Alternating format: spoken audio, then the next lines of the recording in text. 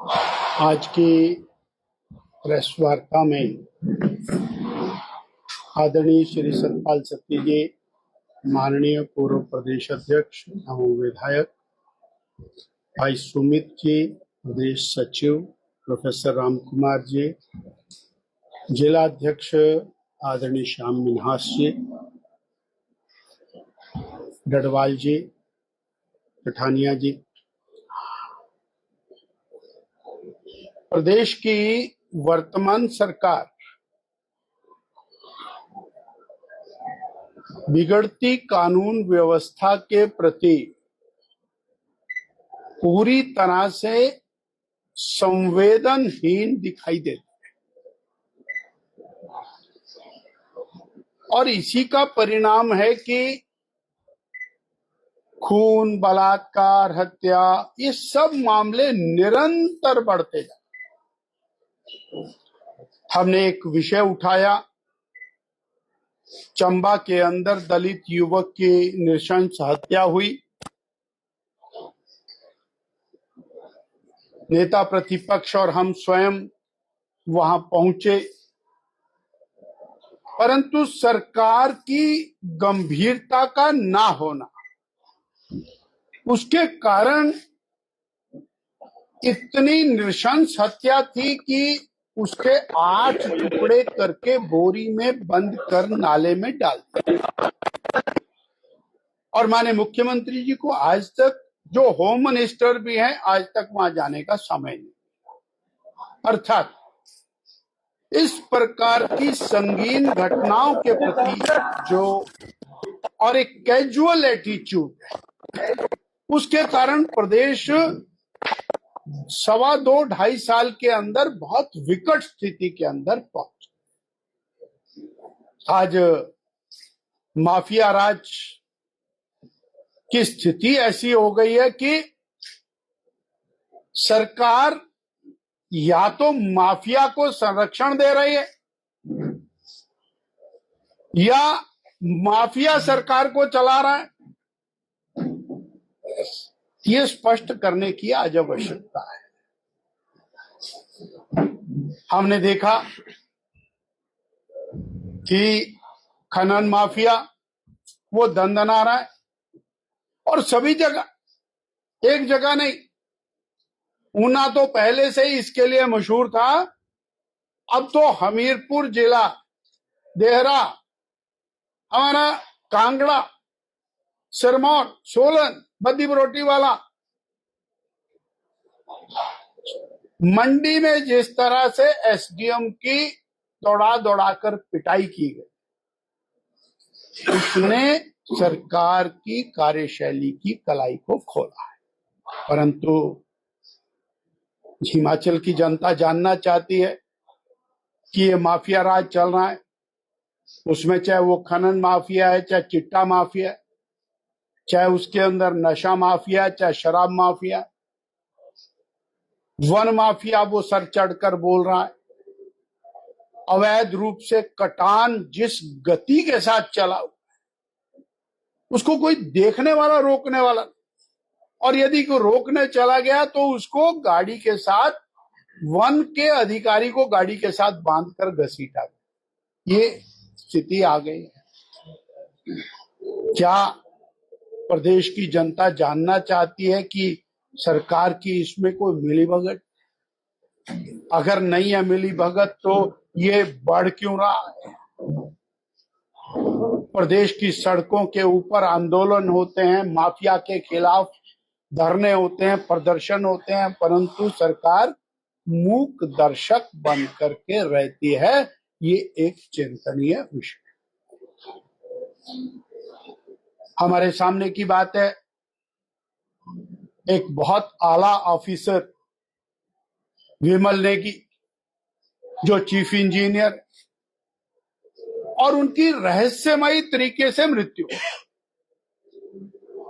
अब मृत्यु के ऊपर पर्दा डालने का प्रयास क्यों हो रहा है, यह प्रदेश की जनता जानना चाहती है। शायद किन्नौर के इतिहास में हजारों लोगों ने सड़कों के ऊपर उतर करके और उस परिवार के प्रति सॉलिडेरिटी व्यक्त की, और उनकी पत्नी ने खुल करके इस बात को कहा कि आप सीबीआई इंक्वायरी करें, हमें और इसमें शंका नजर आती है।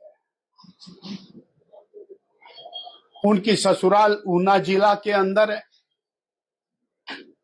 और ऊना जिला के साथ भी इस संदेहास्पद जो मृत्यु है उसका कनेक्शन कहीं ना कहीं ऐसा लगता है। और जो चर्चा में आ रहा है कि पेखुवाल का जो और विद्युत प्रोजेक्ट है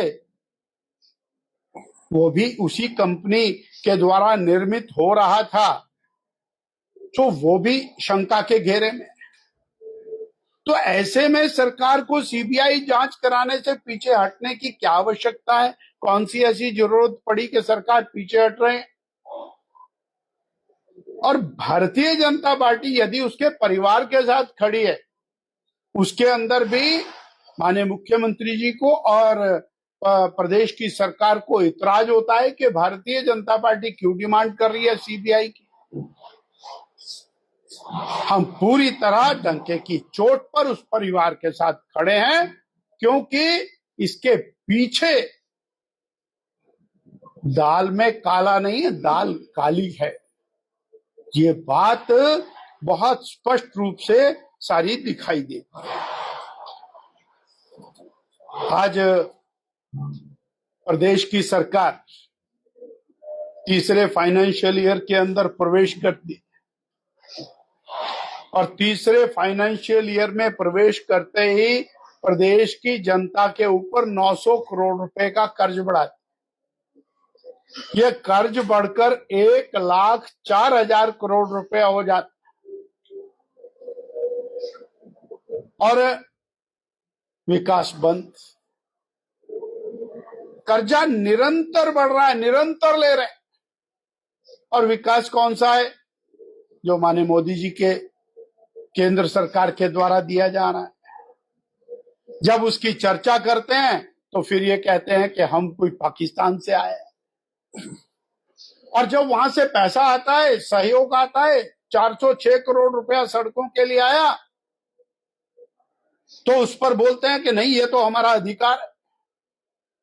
आपका अधिकार है, ठीक है, प्रदेश की जनता को मिलना चाहिए, ठीक है, परंतु जब मिले तब भी गाली और ना मिले तो गाली गाली।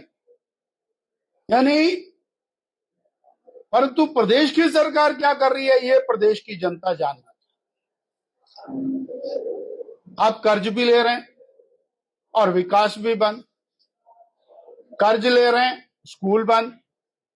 कर्ज ले रहे हैं, बिजली पानी सड़क बंद। अब सवाल, मिनिमम किराया एचआरटीसी का, एक व्यक्ति को 2 किलोमीटर जाना है, उसको भी वो मिनिमम किराया लगेगा।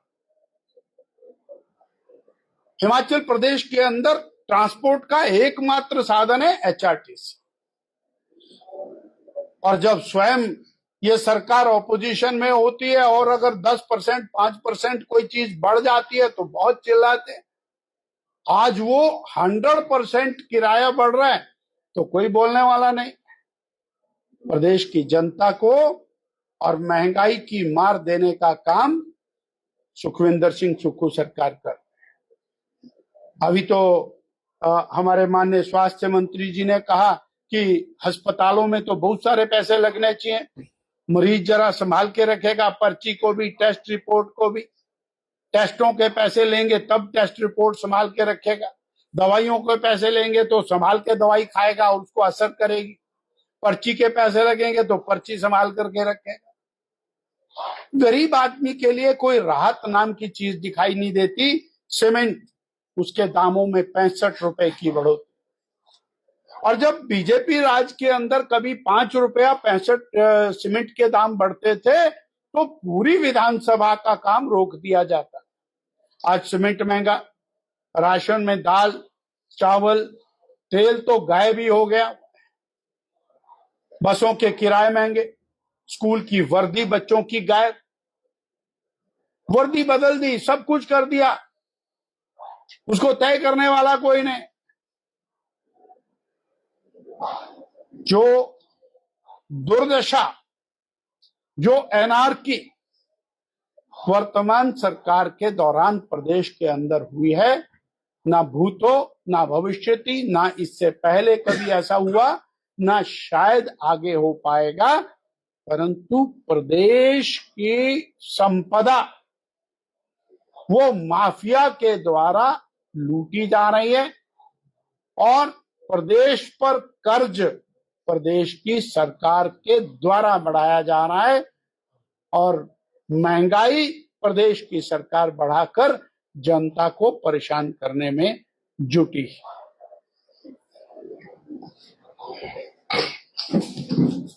Thank you sir. हमसे जुड़े रहने के लिए हमारे YouTube चैनल को सब्सक्राइब करें और नई वीडियो की नोटिफिकेशन के लिए बेल आइकॉन को दबाएं। अगर आप ये वीडियो Facebook पर देख रहे हैं तो लाइक जरूर करें और ज्यादा से ज्यादा शेयर करें। इसी तरह के और भी अपडेट्स के लिए फॉलो करें हमारा Instagram पेज himachal.k3।